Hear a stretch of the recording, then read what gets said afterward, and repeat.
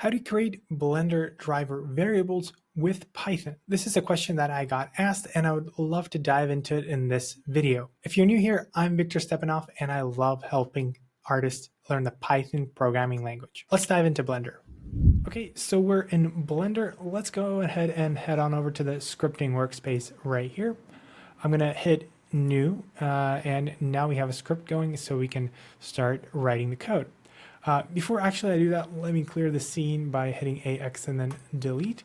And the thing that we're going to be doing is we're going to be using a driver to move a icosphere using an empty, and the empty is going to be the target of our driver. Let's take a look at this step by step. So the very first thing that I'm doing is I'm importing BPY to allow Python to hit Blender's buttons. Next, I'm going to be adding a icosphere into the scene and getting a reference to it so we can use this in our code. Next, I'm just adding an empty and also getting a reference to that empty so we can manipulate that in the code. Let's go ahead and run this by hitting the run button up top. And let's take a closer look what we have here.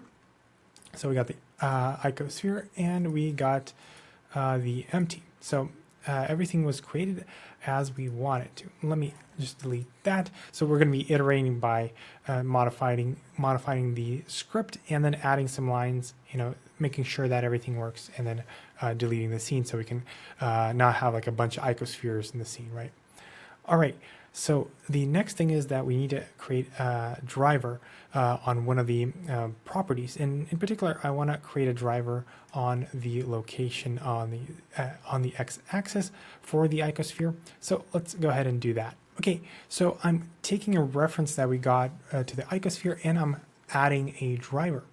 I'm using the location property of the icosphere as the target, and I'm putting the 0, which indicates that I want to create a driver on the X property. So after I run this, you'll see that we'll have a driver only applied to the X.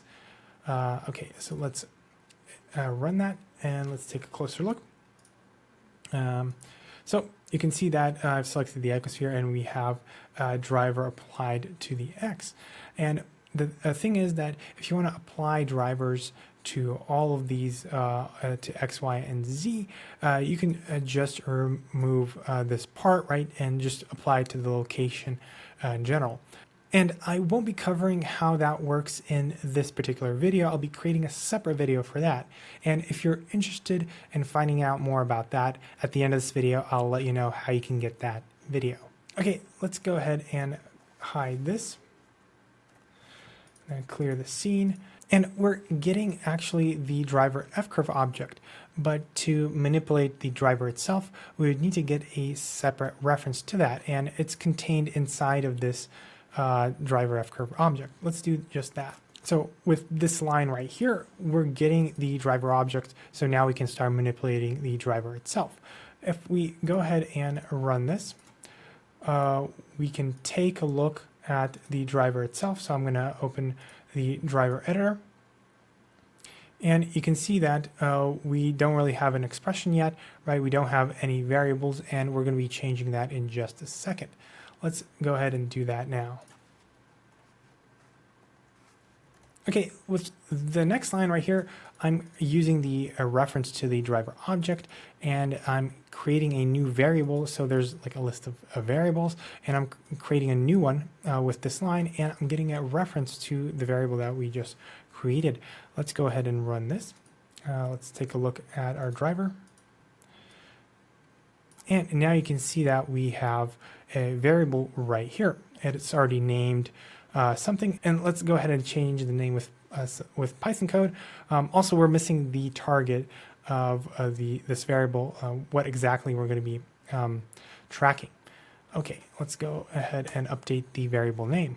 Okay, and the variable name is updated just by using the reference and updating the name property. And I'm just going to name it py_var. And let's go ahead and rerun our script. So let me delete everything from the scene, rerun our script, select our driver. And you can see that we have updated the name of the variable. All right. And now we need to go ahead and select a target for this particular variable. Well, let's go ahead and do that. Let me clear the scene. And now we need to write some code that's going to select the target. And we're going to be using this empty object as the target. Okay, and we just added these 2 lines. So again, using the variable reference, and we're going ahead and selecting the very first target. So 0, all the lists in Python start with the index 0 instead of 1. So we're selecting the first target and making sure that the ID of that target is going to be the empty. So we're using the reference that we got from creating it right up here. Next, we're setting the data path that we're going to be tracking with this variable. And in particular, I want to track the Z location of the empty. All right, so now that we have all this set up, let's go ahead and run this.